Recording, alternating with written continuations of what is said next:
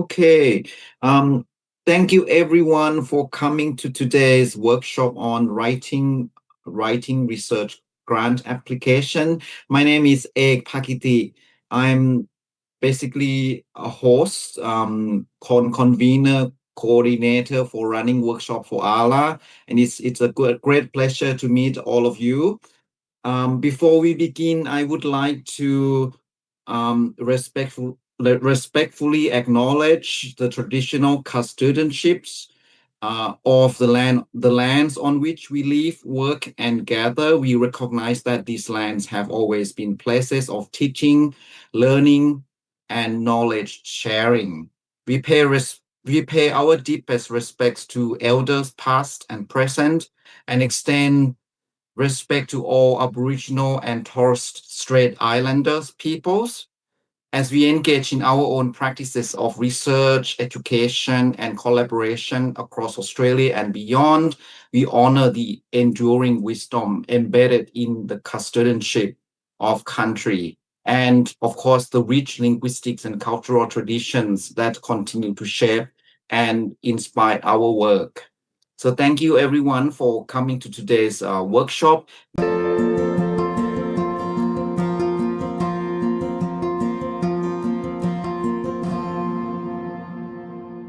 May I introduce Associate Professor Noriko Iwashita, and she's our current president and of the association, and she has kindly offer this workshop for us today, and I hope that there will be something for you to think about and learn from our workshops. And may I suggest that we have a break at around 2 p.m. for like 10 minutes, and then we'll come back. Probably we call it a break. Have a break, and then we'll come back. And hopefully we also have maybe the last 20 or so minutes to have questions that you may I have asked people to bring, and we can discuss through. Is that okay, everyone? Oh, good. All right. Maybe Associate Professor Noriko, you Yeah. could tell us a little bit about yourself, and then please feel free to go ahead. Thank you so much. Okay. Thank you so much to Ake, especially he's been organizing a lot of great workshops. I hope his mine will be one of them, but no. Anyway, thank you so much for your invitation. And I work at University of Queensland in Brisbane.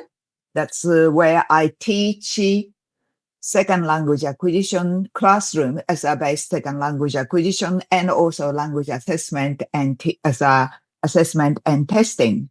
And I did my PhD many years ago now at Melbourne Uni, and that's where I met Ake, and I moved to Queensland quite probably more than 10 years ago, 15 years ago now, and I've been teaching and also students in supervising students in various areas, mainly second language learning, teaching, and also assessment. So I did work in, before I came to Queensland, I did work at the Language Testing Research Centre, where some of you know that's why I kind of got interested in about language assessment testing. But also that's place where I learned a lot about how to write a research grant and grant application, because that is called soft money funded. So we had to earn our own, probably through getting a research grant. That's where I learned a lot about there. Then also I taught research method. That's where I taught how to write a research proposal, and also this is a very similar, but it's some differences as well too. So anyway, so that's about me, and I'm going to share the screen. Would that be okay, Eric?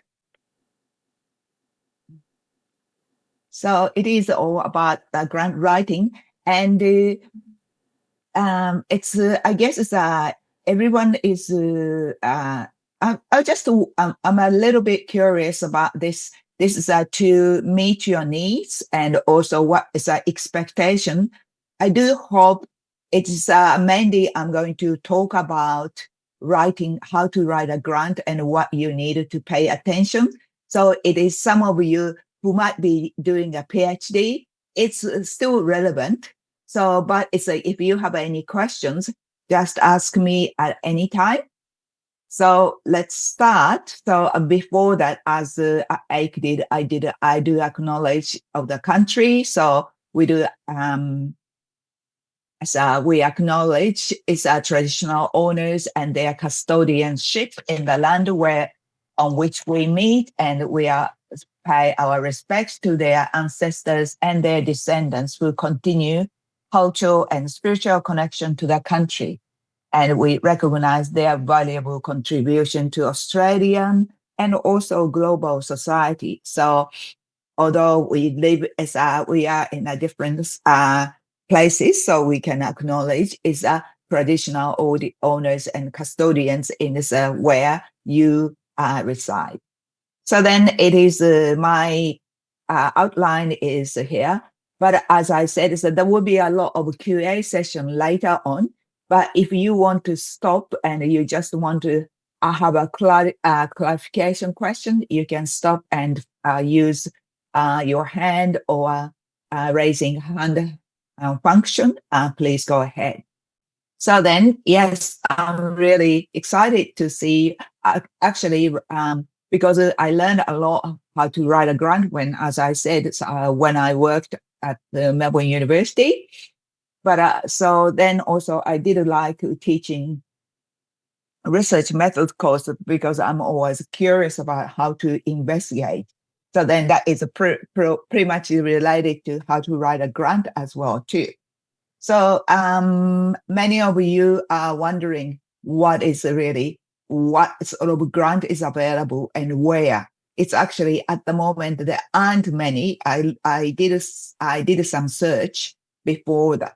But it is one of the things you may like to find out. And you sign up code Pivot RP. That is a database of global funding. And that's actually is very helpful because you can probably, a QR code is here. And it's you may need it to do through university, but they will send you the what sort of grant is available, not only grant, but also postdoc fellowship, etc.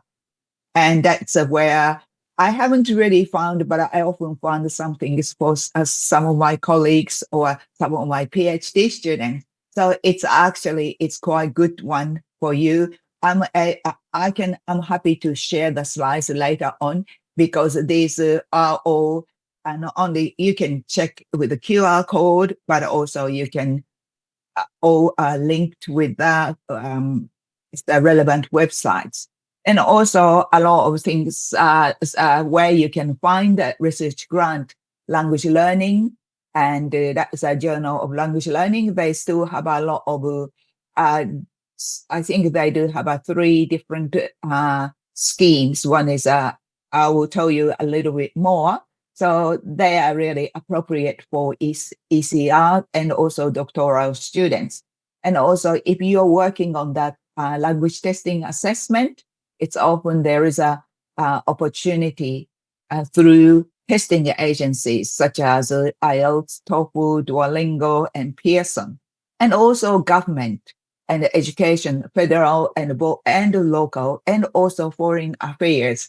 I have applied before through foreign affairs as well too, and there are quite a few of them. And also, just in case anyone else who are interested in rather than more fellowships and a teaching related one, it is actually quite good for your teaching accreditation, Advanced Higher Education Academy, which is I've done there's a different levels from entry level, associate fellow and senior fellow and principal fellow. So that would be a really good one for you. And when you are thinking about applying for teaching and research position, academic position. So that is a lot of my colleagues have one. And also, if you are thinking about travel grant, is often our association, Applied Linguistics Association of Australia. We do offer travel grant to ECR research, ECR colleagues and students members, and also AAAL and International Language Testing Association, and also English Australia. It's more teaching focused, and also ACTA, think Association of Council of Teaching English or some.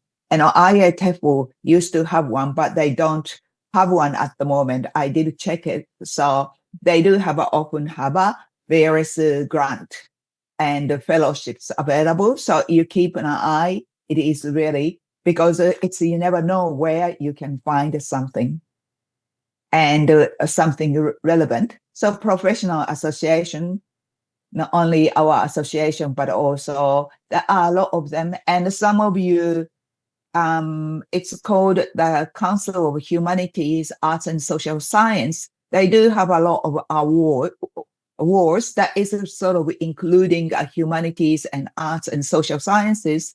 And they do have a best article awards, and also there's a small grant, etc. So I think it is you should really keep an eye at various places. And also English Australia is pretty much like a teaching English as a not migrants. It's more like it's a working holiday makers or it's a people who would like to study, etc. They do often have a teaching related grant as well too. So there are a lot of many other associations. So even if you don't become a member, you should be there is a case you might be able to apply. So those places, the amount is not very large, but if you want to go to a conference, it's always good to have a look. And they, as I said, they do have a research grant as well too. So then we call it's three types of grants in Australia. One is category one is Australian Research Council grant.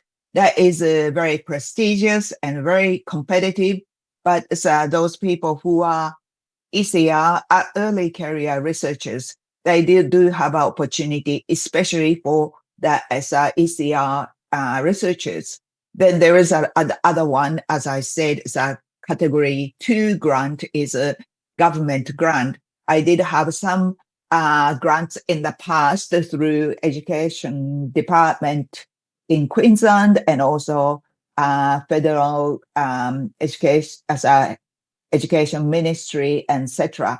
They do have one thing is it's good to have those grants. However, they ask you, it's probably turnaround time is really short. It's about sometimes like 2 weeks, or sometimes it is often the case. It's only 1 week and 1 month. So it's really hard to write, and it's often you don't do yourself. You work with other people. Then category 3 grant, that is an industry grant. That is as I said, testing agencies, and also somewhere else like a British Council. British Council doesn't often have a grant for Australians. They often have a grants in as people, researchers and students in the UK and other countries. But if you know someone else, and who might be able to apply together. And also TURF grant, that's I think we recently had a workshop, and that is really good for early career researchers. They do have a fellowship and also small research grant. That one is a very attractive one. One of my colleagues had one in the past. After she finished the PhD, she had to extend her research. She was able to get one. So I think that is another one is a language learning early career research grant program, which is I'm going to go through a little bit later. So this is a really I had one long time ago when I finished my PhD. So that is a really good one for you to have a look. They're all competitive, but however, it is helpful for you. It's a sort of because every time you cannot really expect you will get every grant you write, but the more as even if you don't get it, you learn something and it's make it better. And also, as I said, it's a testing agency like Duolingo and also TOEFL. They do have a grant as well. TOEFL, because at the moment, TOEFL doesn't offer many grants. I'm not really sure why, but TOEFL also has a grant for practitioners grant. That's I often encourage my colleagues who are teaching English as a second language. They can apply for it. And also there are some grants available through UNESCO and UNICEF. I have a colleague in political science. He got so he connected to UNICEF. I think those places you should check that website. You never really know what sort of things might be available. Of course, these grants are all competitive, but I think you learn how to do it by applying for a grant. It's a bit like, so then I thought it would be better to just clarify research proposal versus a grant proposal. So when you see research proposal, it is really the emphasis is academic value and methodology. You often have written, of course, as many of you have written already, it's focusing the literature review, theoretical framework and methodology to demonstrate scholarly understanding and research feasibility. And also evaluates mainly on intellectual method and methodological rigor. So think about this when you apply for a PhD program, you had to go through this. And it's often written for supervisors, examiners, and academic specialists. So its common features are, as you can see, introduction, literature review, research question, theoretical framework, methodology, and expected findings and contribution timeline. Of course, those people I work as in the place where I work, the half or probably 30% of my colleagues are humanities. There's the way they write a research proposal is quite different.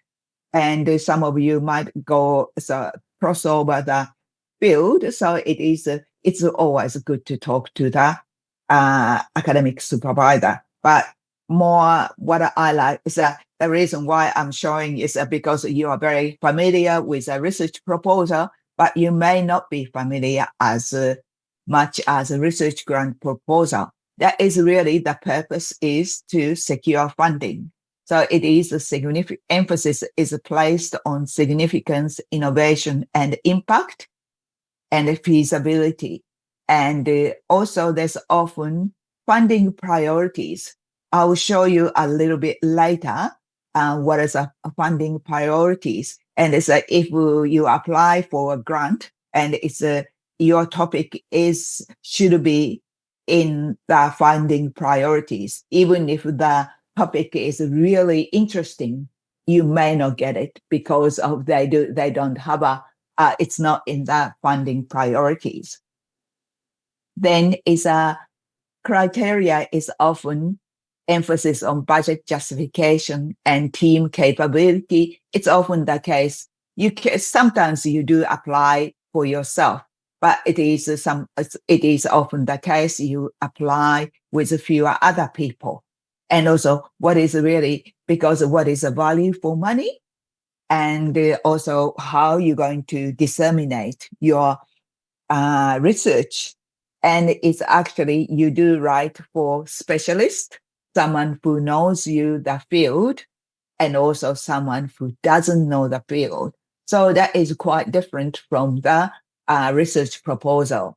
And I went to the I'm applying for a teaching grant at the moment, and I went to the workshop, and I did.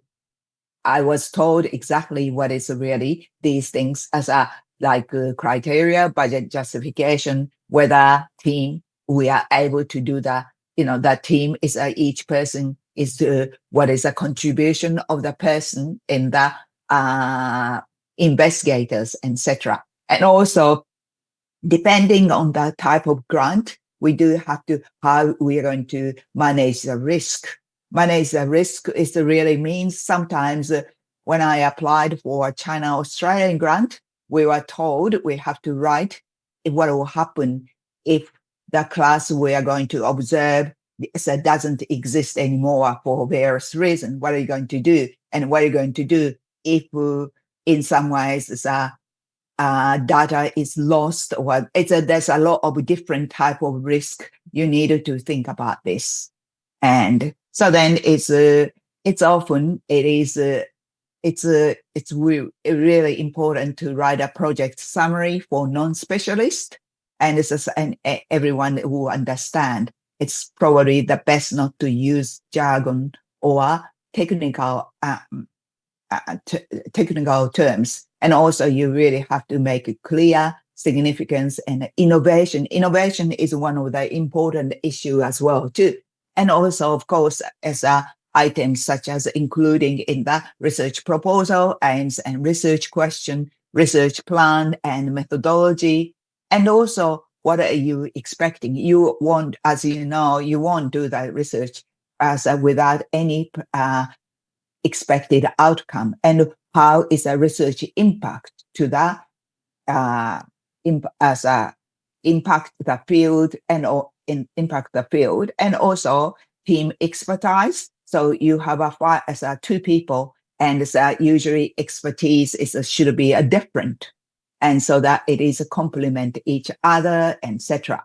And also budget, it's very important, and justify why we need certain amount of money for research assistant, and why do you need to go if you are asking for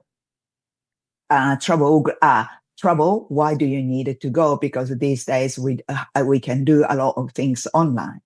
And also timeline is important. And so knowledge translation in the dissemination, what are you going to do, what you found, and what is a practical implication. For example, for my teaching grant, we're trying to do how is a AI conversation tool would help our students oral interaction skills. So dissemination is one of the things. Four of us are working together. We are going to offer a workshop, and at the end of the grant period, and also we are going to make a video for students who will be able to see what is a good presentation or oral communication skill, etc.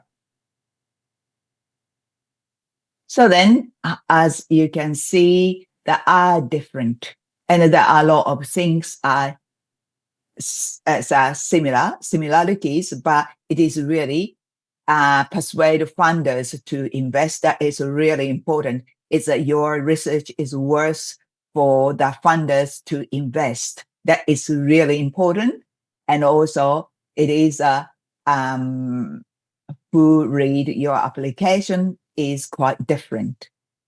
But also, it is emphasis also is different. In the research grant, it's a research grant proposal. It is always feasibility, whether with that, for example, $20,000, is it worth as is it be able to do that? Because I recently applied for a grant, large sum of grant. We didn't get it because we asked too much. We included too much.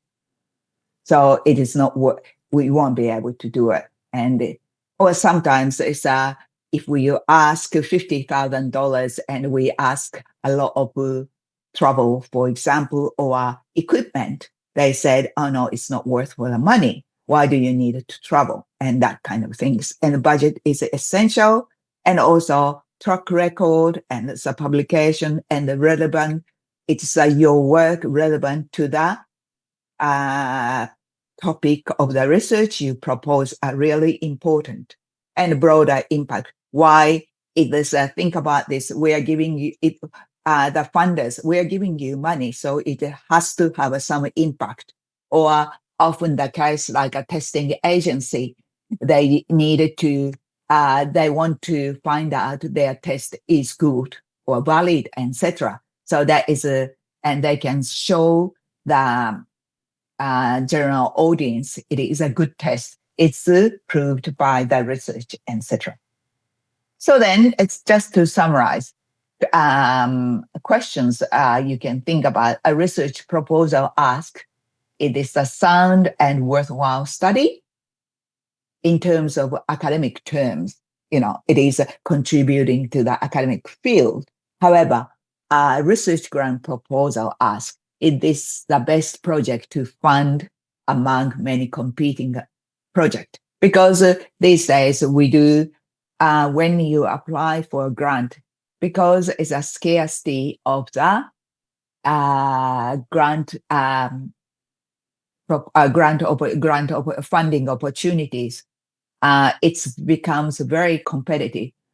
We didn't get it, but we had an internal grant recently, and it was only $10,000, but it is only 8 amongst 8 were 80,000 were available. So, but out of 80, I think I'm not really sure how many staff in my faculty, but it's about 40, more than 40 applications were submitted, and only 8 were awarded. So in my school, it's about 50 staff there, and amongst 50, 8 of, including myself, applied. So it's becoming a really competitive, even if we had that's a teaching grant I mentioned to you, I applied. That was also, it is often the case, they do have a EOI, expression of interest. So then if you get through the first stage, you are invited to apply for the second, is a full proposal. That is the case for Australian Research Grant recently. And last year I got through, but this year I got knocked back. So it is an Australian Research Council grant is extremely competitive. It's probably like a 10% or something like that. So that is a reality. So you have to really prepare well in advance so that you can show the best possible scenario and proposal. So then I thought as maybe for you, I'm not really sure your background and your experience, but you may like to have a look language learning grant program proposal. They do have 3 types of them. One of them is called Language Learning Early Career Research Grant Program. That is a research grant. So propose a research project. And they will give you about $10,000. And that is but studies are within their mission and scope and areas of research published in the journal. So you really need to have a look. And that is 3 awards. I think it's when I applied many years ago, relatively easy. So we got one as a friend and I. But a few years ago, my students applied. They didn't get it because I heard it's always very competitive. And there is another one I didn't know this one called, this is also for early career researchers, language learning resistance reports. So resistance report are form of empirical article in which substantial part of the manuscript. So you will really propose the research. It's a bit like a research proposal. Then they will give you, again, it's a $10,000. And once they said yes, and there will be you will be able to conduct a research. So the first one and second one is slightly different. And this, I think they will give you 2 awards. Language learning grant proposal, it's often the case. It's you can check in the website, and it's from the QR code I show it to you. I think it is usually they do.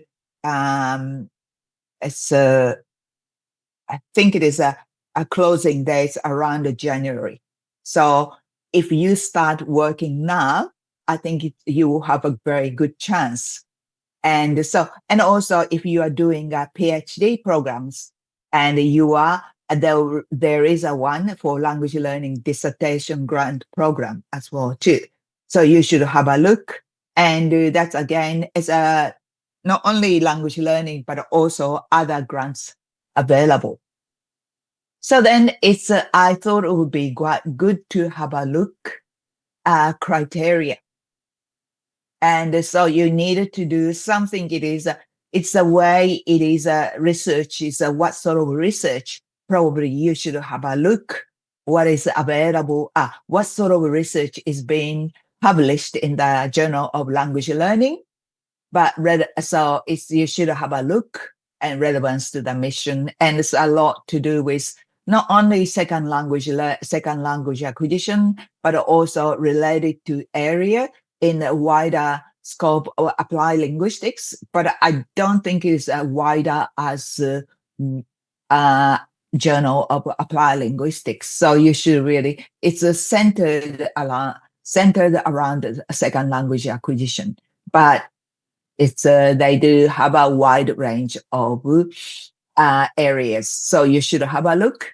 And also is innovativeness. So I said it's a significant, as I said before, how it is why is this is a innovativeness, probably in terms of the topic and idea, and also it's about approach as well, significant. So someone has already done it, and then you are going to replicate. That is probably is very unlikely you get it.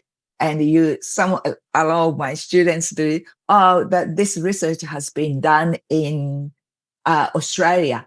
I'm going to do it in Vietnam. But I think it is you need to justify why it is, because if there are other studies is done in Vietnam and Australia, our contexts are very different. But a similar research might have been done in the neighboring country of Vietnam, such as Indonesia or Malaysia or even China.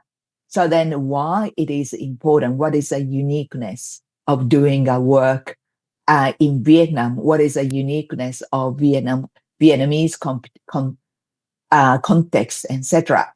And also this one I read, it's qualification of PI principal investigator. I think this seems to be a single investigator. When I did, I had it has to be as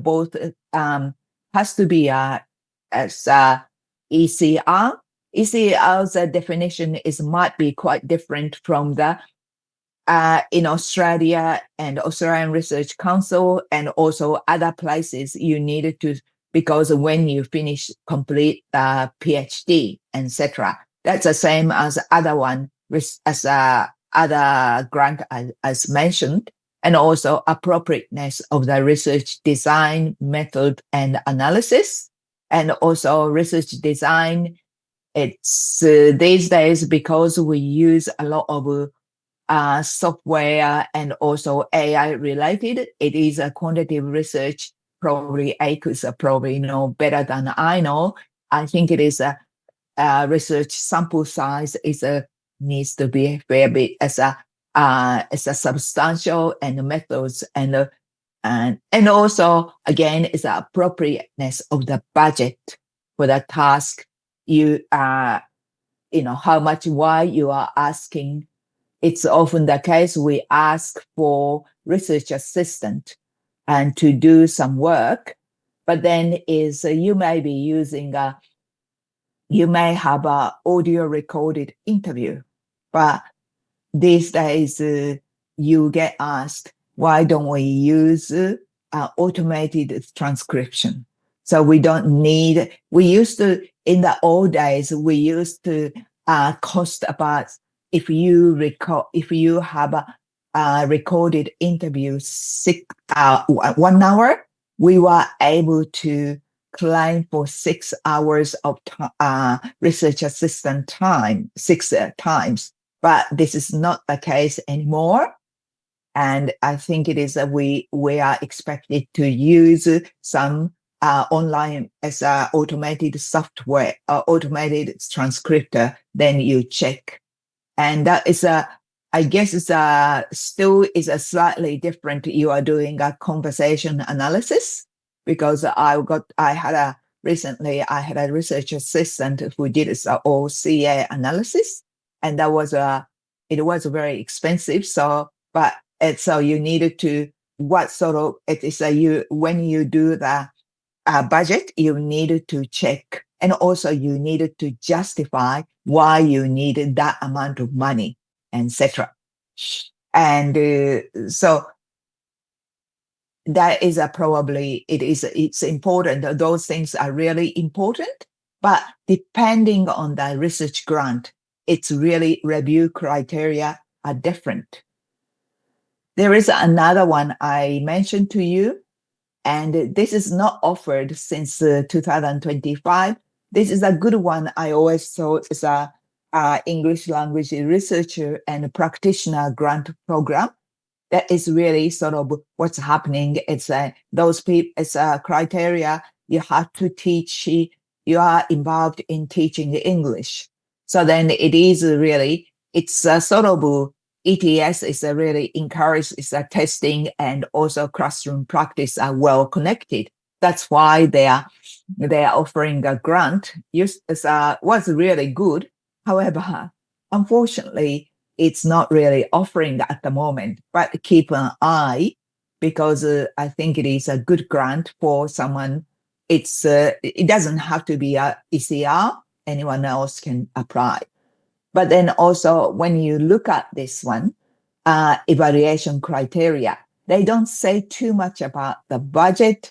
They don't say much about the qualification, but they do have a relevance of the planned English language class to the goal of the grant program duration and the instructional period, long-term programs, and more than 60 hours in instruction, and etc. So you can't really have just one-off.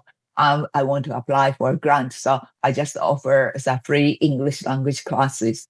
That's not the way it is.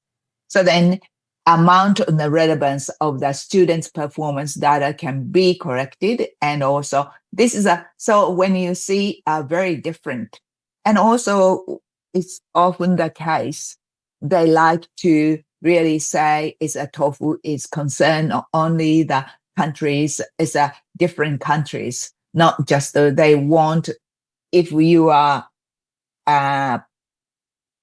collecting that you are a practitioner in China, and they have done already, as many people, they have awarded many grants to Chinese researchers.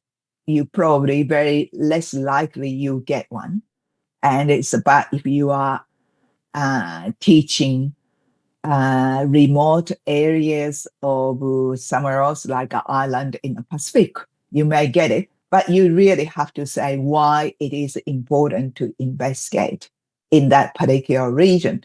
Even like China, as far as I see, that China is a really huge country. And often students say it's a China in the big cities, and also smaller city, provincial areas are quite different. So you could justify as well too. So that's a regional diversity. So those things you really need to check who got the grant in the past. That is really important as well too. Then another example is a Duolingo research grant program. That is a lot to do with a lot about the Duolingo English language test. And they really want to say what they are doing is a good and it is their assessment, their test is appropriate for various reasons. So they do, and they actually give a lot of money. But they say that there was only 1 or 2 awards. So then when you see it's a relevance of the proposal to the research topics listed above, I haven't listed yet, but usually they do have a priority area. So as I said earlier, you really have to write that. It's your topic. It has to fall in that topic priority area. And also clarity of rationale. So you have to why it is important to investigate. And they like to have a completeness, complete, it's a sound literature review, and also significant impact of proposal research and assessment research. So, and also appropriacy of study design. That's again, is a methodology. As I said, it's a research grant for, it's often as a often emphasis of timeline, cost, and project logistics, and also researchers' qualification and background. So if you haven't done anything is about research in language assessment area, and you probably needed to have someone else to do expert in that area. And also you have to show in your grant proposal, you understand what the Duolingo English test, because I have had this grant before, and everyone talks, as some of my colleagues know, I do have a Duolingo research grant, and there's a lot of people say, I use a Duolingo, and I use so mostly about the Duolingo apps. So then it's really, we need to, applicants need to understand the current Duolingo English language test. So that is they call digital first. They don't say computer mediated test. This is an online based test, but they don't like saying that, because that is I got told this is not the way they describe a Duolingo English language test, digital first. And that is a quite different connotation. Depending on the funding agency, they do really monitor your progress if you are successful. And also depending on the research funding agency, you can ask a lot of questions, because I did apply various grant, and sometimes I get a lot of information. Duolingo research is that they are very friendly, and they do give you what is a priority, what they are looking for. Whereas I did apply a British Council grant in the past. One time I got it, and the other time I didn't get it. But second time when I asked for, this priority area, they didn't want to say too much about this. So, but it's always very helpful. I'll tell you a bit more later, but it's very important what type of research tend to be awarded, etc.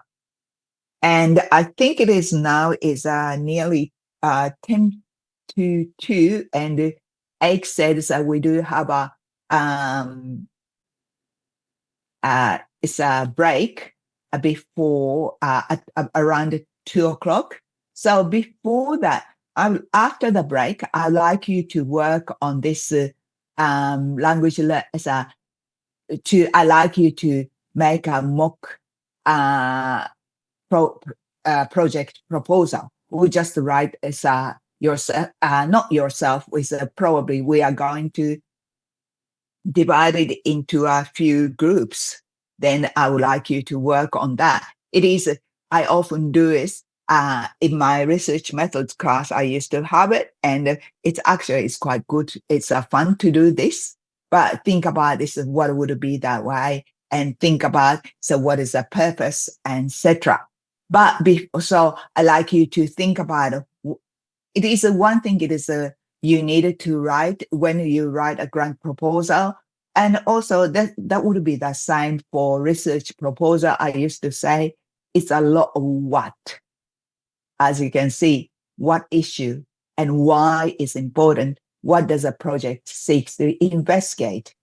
And also how and what makes the project innovative, who will benefit, and what is our budget priorities, etc. You really need to think a lot of what questions. And that's we used to say. I used to ask students what and why and how. That is really important. So I think it is what I would like. Do you have any questions so far?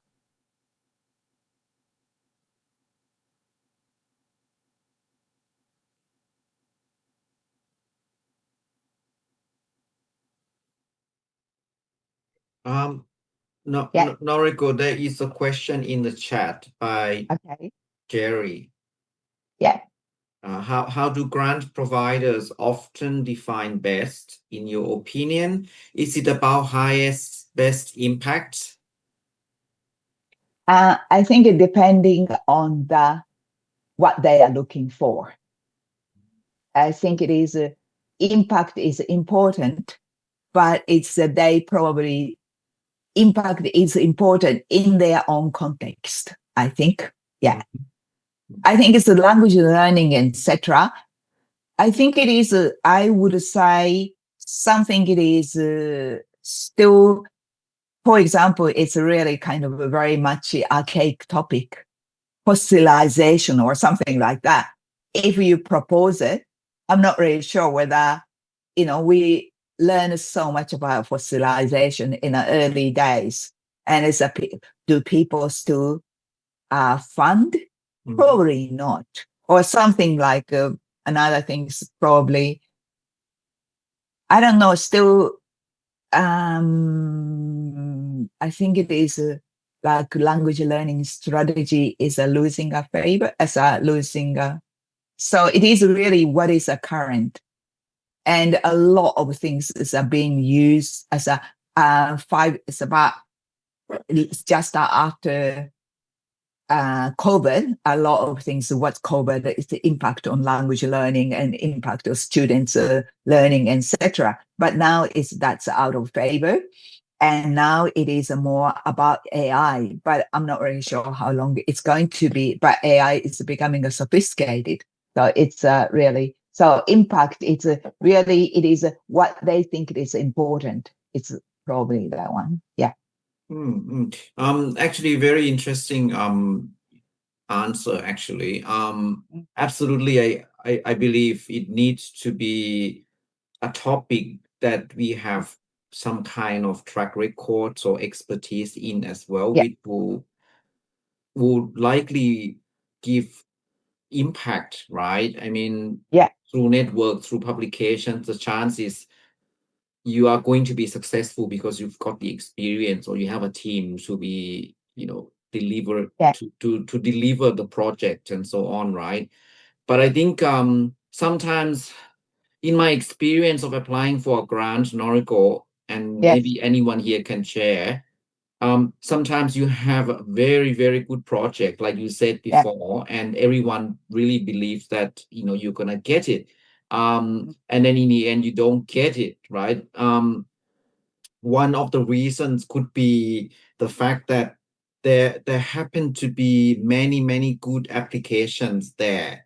So in research grants, it's not like in language assessment, we have norm reference, we have criterion referenced approach to the assessment. So norm reference is like when you rank highest to lowest and then pick the only one that you can afford, right? Or you can fund. And criterion reference would be something like anyone that meets the standard should get it, right? I think in my opinion, a lot of time, a lot of research tend to already need to really first meet that criterion reference somehow. Like you need to be able to answer things, you need to meet the sort of checklist or checkpoints. But then once you pass that, you have to be competing with others. And That's then right. usually the funders would rank, right? Rank like, top Yeah. 10 And what is whatever. relevant to them? Yeah. What is So the benefit to them? what they're after, right? That's So I think right. Yeah. that's, I mean, like there's no guarantee. I think it's like a lottery, right? Noriko, that's what I Yeah, always it think. is.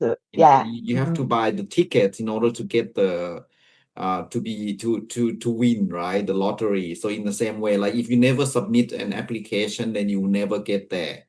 No. And we learn from that too. I think I got the one question. Have you ever had an approved grant application rejected on ethical grounds?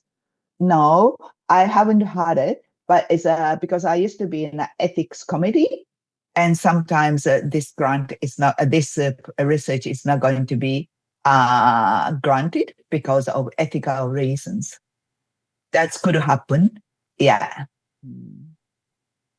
I haven't had any that kind of things, but it could happen. Yeah. So yeah, that's a good point actually, because I think when we work on research applications, right, we need to really think about, how do we treat our participants? Would there be any unintended consequences? Are we gonna torture them by having Yeah. them in a program, right? I mean, that also other things that. But Hiromi, could you actually tell us more what you mean or examples of ethical grounds? Because it's such a diverse and big topic there, especially in applied linguistics in language learning. And for example, in the case of an experiment or something, there would be something happening. Could you tell us more about what you mean by ethical grounds? Well, in Thank my you. case, I received a small grant. Everything looked okay. But before it went to ethics, we had to sort of encounter some issues. And then to make it short, we couldn't use the grant because of the ethics takes a long time in my case. But I was just wondering whether some other people have got some issues with the ethical clearance even after getting small grant. That's what I was thinking about. Thanks. Okay, that's very useful context out there. So it's the institutional ethics committees that did not approve your project, right? In that case. That's right. Okay. And is it because that you then run out of time to use the fund, or is it because you couldn't change your protocol or something? I've never had that experience, so that's why I'm curious. That's a good timeline was too short for the grant. It was a school grant, which we had to use within one semester. Yeah, one semester. And ethics actually sort of took us more than 3 months quite easily. And then before concluding anything, we just couldn't finish it. Thanks. Okay. All right. So I don't think that is a problem. As the ethical problems, I think there's some logistical problems out there, right? In that case, I think in my particular, yeah. It's maybe that's why we need to plan a 1 year grant, so at least, right, so we can span the period to acknowledge the time for ethics. I think in Australia that is not new, that ethics takes longer.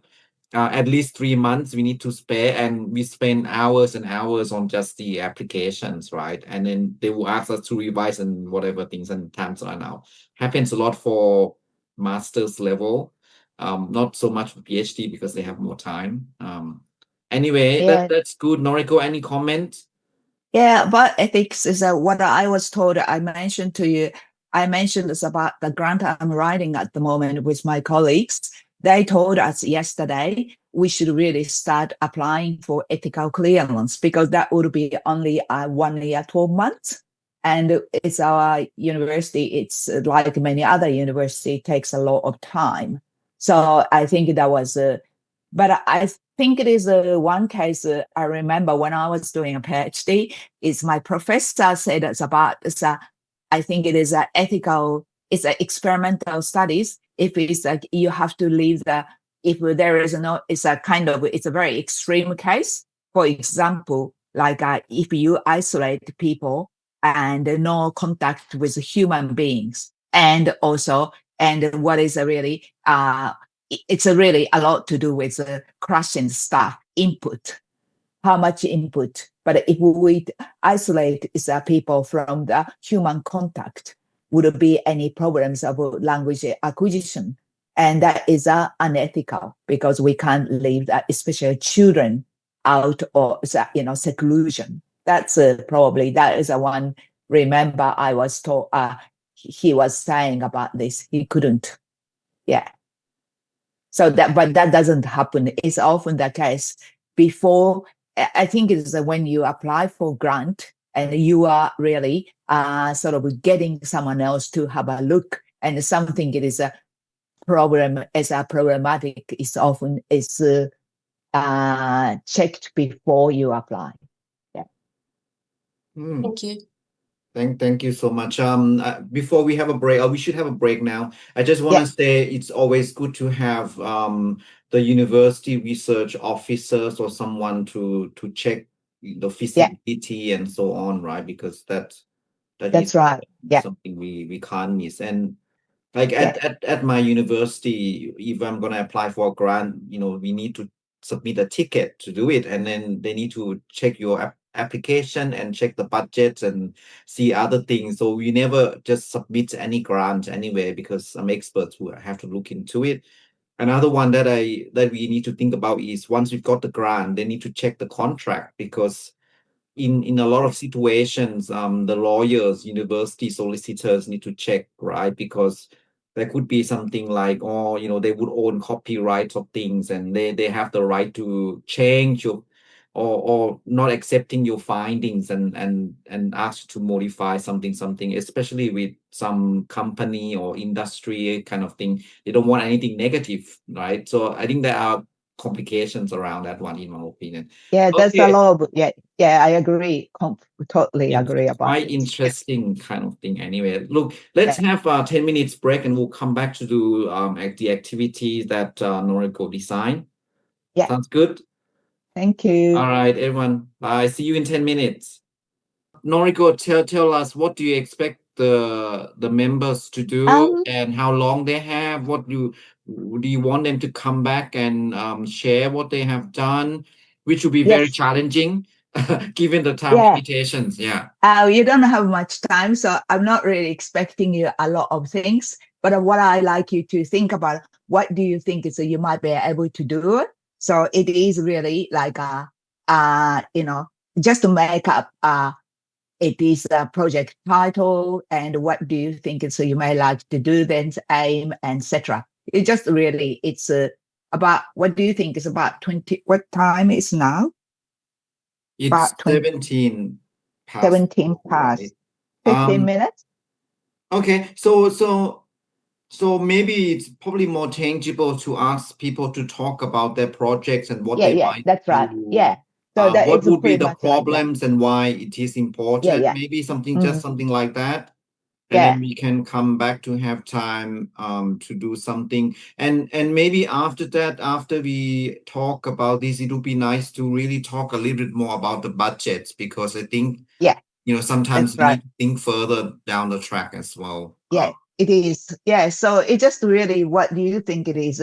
I like you to probably focus on what issue, what and why and what and how and those things. Yeah, and then because we need to spare some time for questions and maybe some other people might be able to share a success story about their projects or some other things. That's right. Yeah, Okay. yeah. Now, So it's I think really sort of a brainstorming.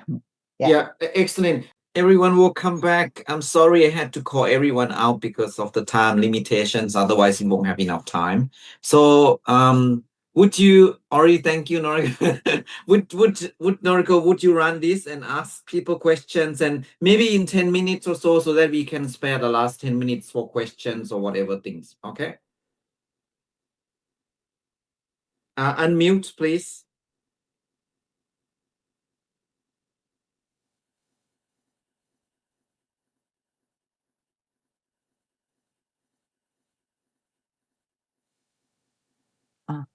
Sorry about this. So Okay. I think that was a very interesting idea. So why don't you, each group just tell us about this, and if you have any questions, and others could ask questions too. Yeah. That's excellent. Can I start from room 1 with Hiromi, Jonathan, Phoebe, and Sonia? Yes.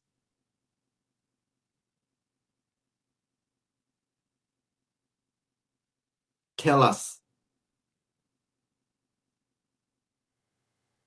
Yeah. Would you like to lead that, Hiromi? Phoebe, you are muted. I thought that Phoebe was the note taker.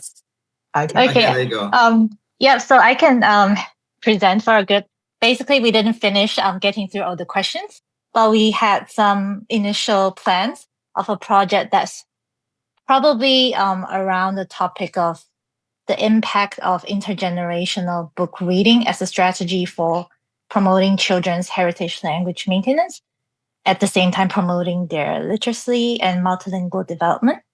So the problem is that it addresses is the heritage language loss of migrant communities.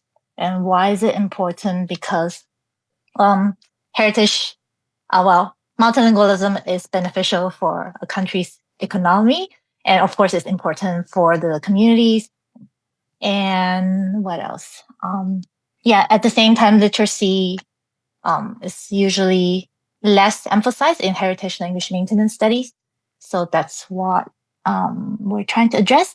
Research aims. So our project's research seeks to prevent the loss of heritage languages across generations, and to promote whatever the economic reasons, which I just mentioned. So and methodology. We didn't really finish discussing that, but based on Noriko's suggestion, we might try case studies or ethnographic research to make it more feasible in terms of money and time. Mm-hmm. And that's kind of where we stop. That's great. That already sounds like a very good project to me. Oh, that's great. Thank you. Great. Next group, please. So group number 2, we have Elena, Ragni, Viet. I'm happy to give a quick summary. So we didn't go through the application.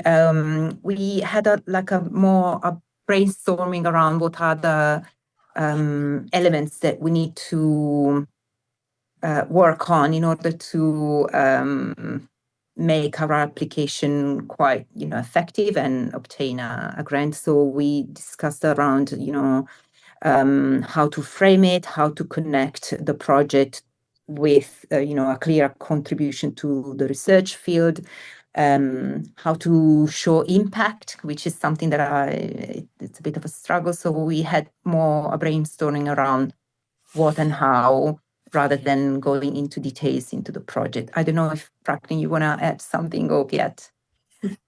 No, you're perfectly fine, Elena. That's generally what we discussed. Yeah. That sounds very good. That sounds very good. I think I had quite an engaging conversation with the group as well. Room number 3, please. Aisha, Jerry, Ivana, Madhu.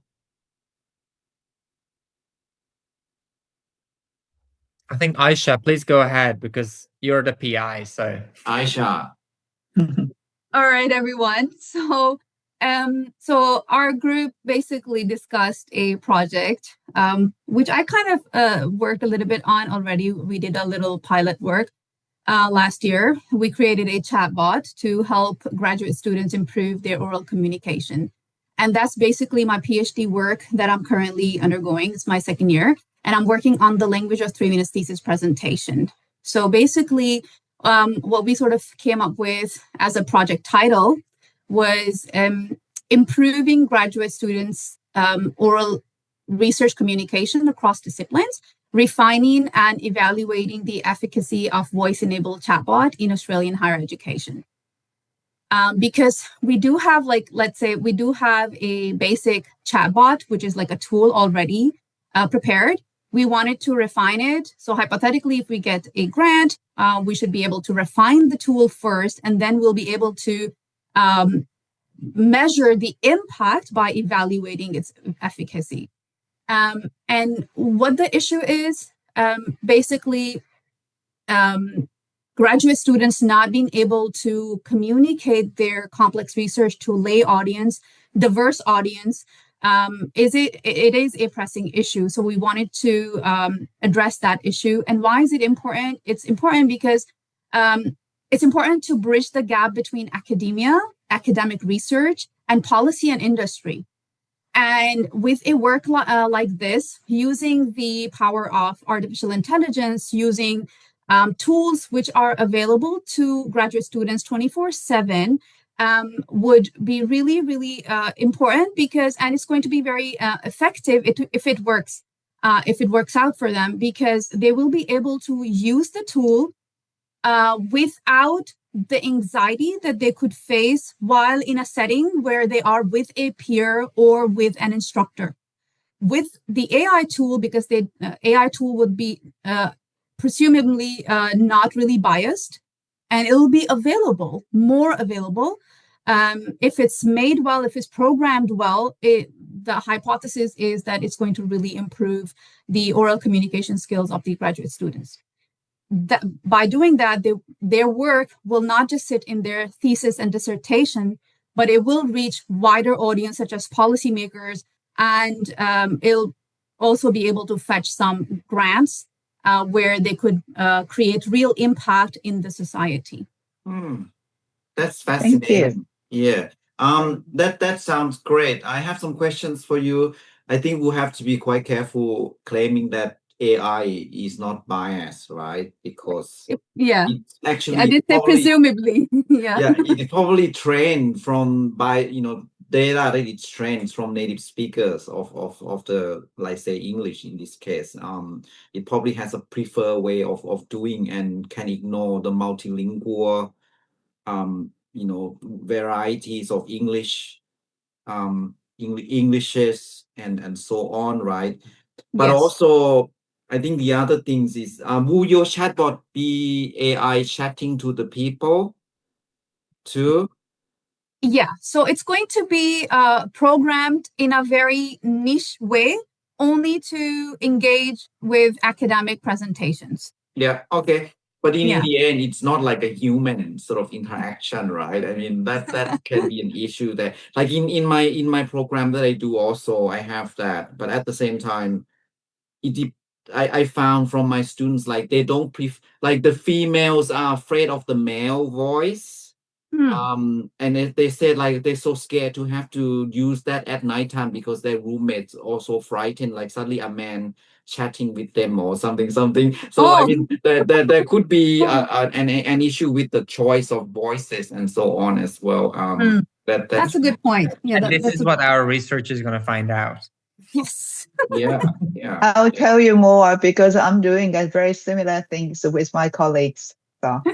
Cool, Noriko, I should come and talk to you.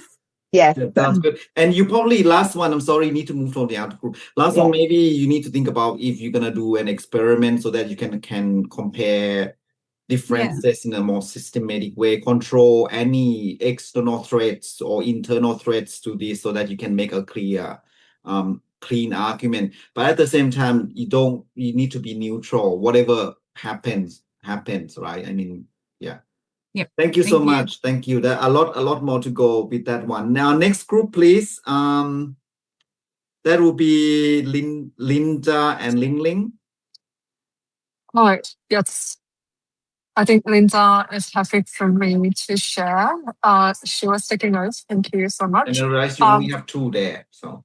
Yeah, sorry. So guys, just apologies. I'm actually outside. So if there's any noise, just forgive me for that.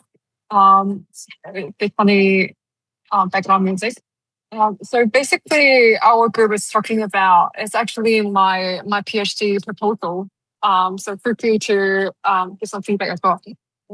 So our project title is Empowering EALD or ESL language teachers, agency and self-efficacy for AI integrated pedagogy. That's our project title. And so for the problem that we have is we identify, in fact, many language teachers do remain kind of uncertain how to use AI or how to use AI in pedagogically meaningful and ethical and also culturally responsible way. So this is why the research is quite significant because it addresses kind of like an urgent gap in language education, especially for EALD or ESL language teacher. While the generative AI is rapidly spread out in classroom, not just the teachers but the students, they are also using it. However, like language teachers, they do not have. I think at this stage, like we still do not have like a clear pedagogical guidance or any principle on how to integrate AI in the pedagogical planning. So I think that's why it's significant. Oh, sorry, this is only. Oh, okay. So Okay. that's a message to me. So can I continue? Okay, maybe in a few seconds. Oh, few seconds. Sure. Time. Okay. Where should I jump? So basically, the research aim is to investigate how, again, like the pre-service teacher and also the in-service teacher, language teacher, like how they understand and evaluate and integrate AI in language teaching. So that's the research aim. And the methodology we're talking about, it's looking at 15 to 20 participants, primarily like a secondary language teacher in New South Wales and in secondary school context. And the data collection that we have at the moment, it's the pre-project service on teachers' AI confidence or their prior experience, etc. And also we're going to use like semi-structured interviews, and we'll be collecting like the AI lesson design and any collections of teaching and learning artifacts. Yes. All right. Thank you so much, Ling Ling. I'm sure this will be a successful project for you. Now, shall we let Noriko? Noriko, would you like to run the rest? We have about 5 minutes or less now. Okay. Thank you so much. That was very exciting. And I'll just share the last screen. So that's what you need is whenever I do and do. So it is applying for research grant. One thing it's really you need to think about its application in advance, and the guidelines are so important, and ask questions, whatever questions. It's best to find out if you can. And also feedback from colleagues. Budget is a very complicated. And as Ake mentioned before, it is so important to, if it is it's usually we go through the research office and they know how to do that. And the university has a spreadsheet you can fill in and you can get, because university usually charge overheads. So that is UQ has got a very expensive overheads. That kind of things you needed to include. And also what it is often the case, teaching relief is not often expected. And also another thing is it would be really good to obtain the past successful applications if it is possible, or someone who received the grant. And that is what is the tips are. That is really important. And it's you think it's a budget is easy. It's actually budget is really complicated. So you almost starting with a budget as well as writing application. And so make sure, and also to show you are the best person. So it's like a track record, etc. You have a lot of teaching experience. However, it doesn't really help for your, it's what is it they are looking for. And you have to, for the grant, for the proposal you present, it would be show you are the best person. That would be very important. So depending on the and also what they are looking for as well too. And also lastly, I like to say, Mandy, is about AI. And AI use is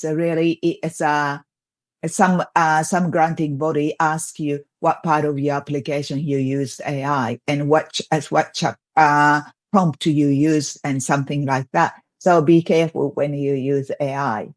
And also it is a trend of our field, applied linguistics in general, it's going for more interdisciplinary studies. So that means go beyond in your area. That will attract more. There is a tendency attract. And any other questions? Okay, open in a minute or so. You don't have time now. Any questions, please? Noriko, I have a question. Aisha. Yes. When we talk about the track record of the grant applicant, so what about people who are relatively new, early career researchers? They don't have this, all these, accolades. Is it important that they do bring someone who is more experienced in their team, or they could just apply without it? Depend on the grant. Like a language learning grant, you cannot, right? So it is everyone has to be at ECR. So then it's the best what you can do. You got the scholarship or you got award. That's why it's so important to various things that you have done as a PhD students, and even like a conference presentation, it becomes important as well too. Very good point. Can I add something on that one? I think very good point. So at least I know it's for ECR, a lot of people like it's like catch-22, like give me money, but if I don't have a publication, then they will not going to give you money. So I think one thing is you probably start to try to publish something as well, apart from other things there. But often there is relative to the opportunity as well. Like they don't expect that you would publish hundreds of articles as an ECR anyways. But I think the track records can be something about how you write about yourself. Like there is a section about the qualifications and the applicants' experiences or whatever things there. You probably need to do that. But look, if you never have any publications, then then of course track record will not be attractive.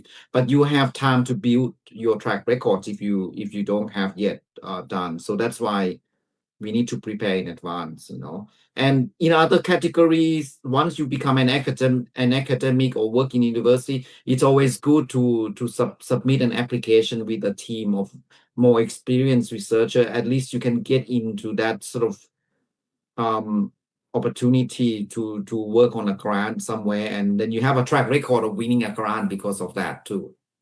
That's right. Yeah. And also even like a small journal, and you can start publishing it as well too. And I think it is really X journal is an excellent one too. Oh, yeah. Thank you.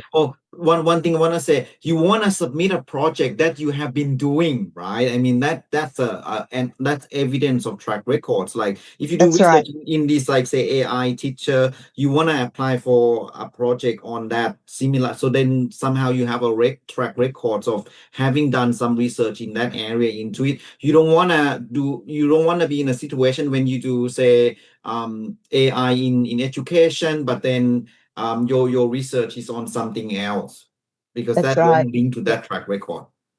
And Any other questions? Yes.